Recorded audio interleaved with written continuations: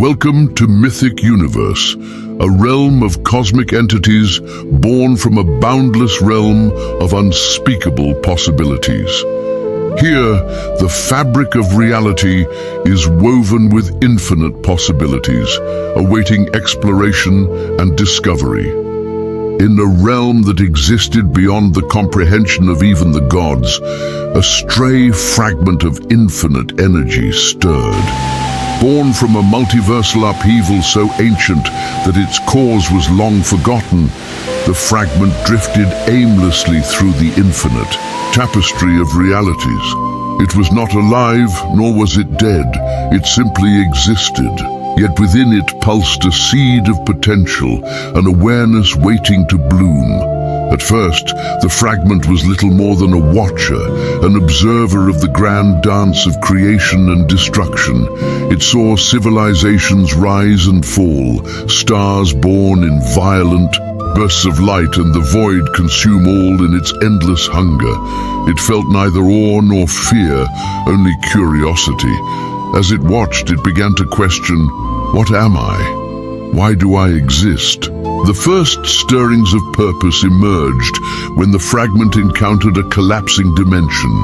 Drawn to the swirling chaos, it instinctively absorbed the energy of its destruction.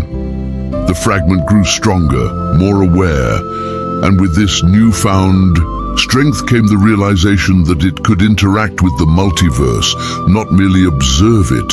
It could shape reality itself, but the multiverse was not a passive canvas. Ancient entities guarded its balance, and the fragment's emergence did not go unnoticed.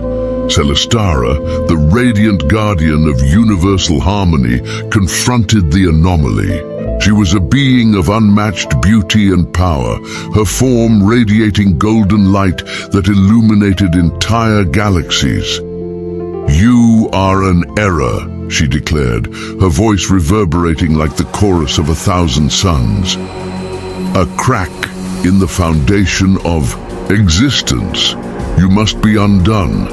The fragment, now flickering with a faint form of its own, responded simply, "I am becoming."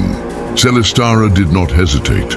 She summoned chains of pure cosmic order, each link forged to bind beings of immense power.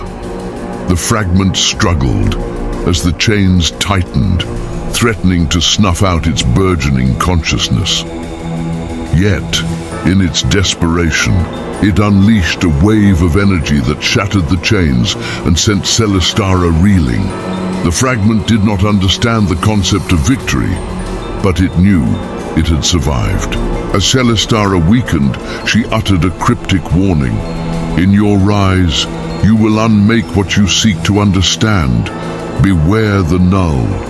The fragment consumed her essence, gaining her cosmic knowledge and the first inklings of its own identity. It was no longer a mere fragment, it was the Beyonder.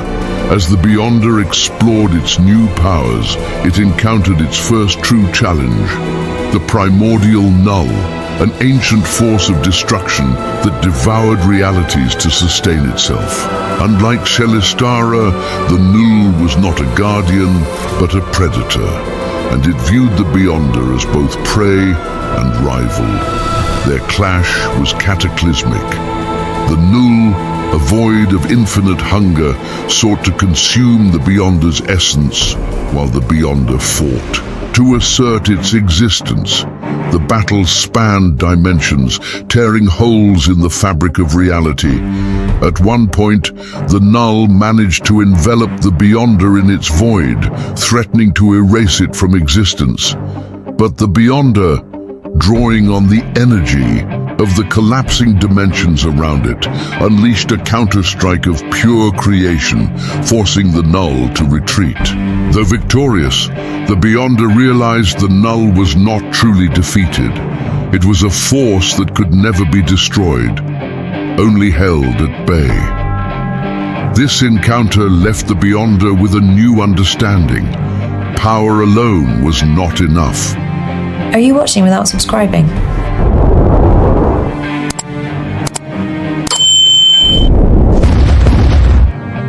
To truly dominate, The multiverse, it needed purpose, strategy, and a realm of its own.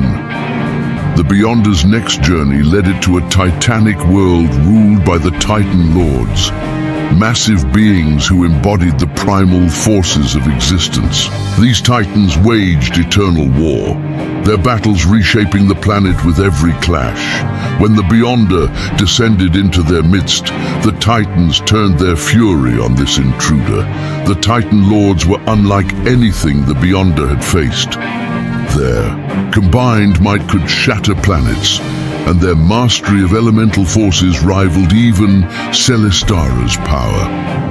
The Beyonder was nearly overwhelmed, forced to retreat multiple times as it learned the extent of their strength. But with each encounter, the Beyonder adapted. It began to manipulate the Titan's own energies, turning their attacks against them. One by one, the Titans fell, their essences absorbed into the Beyonder. When the last Titan fell, the Beyonder stood as the sole ruler of the world, its form now solidified and glowing with the power of the conquered. Yet as the Beyonder celebrated its triumph, it sensed a disturbance within itself. The essences it had absorbed were not fully subdued, and the spirits of the Titans began to rebel within its being. For the first time, the Beyonder experienced inner conflict, a battle not of strength but of will. This struggle led the Beyonder to the ethereal seers, beings who wove the threads of fate and observed all possible futures. The seers sought to trap the Beyonder in a temporal paradox, binding it in an endless loop of indecision. But the Beyonder, using the knowledge gained from the Titans, unraveled their web of time and confronted them directly. The seers offered a deal.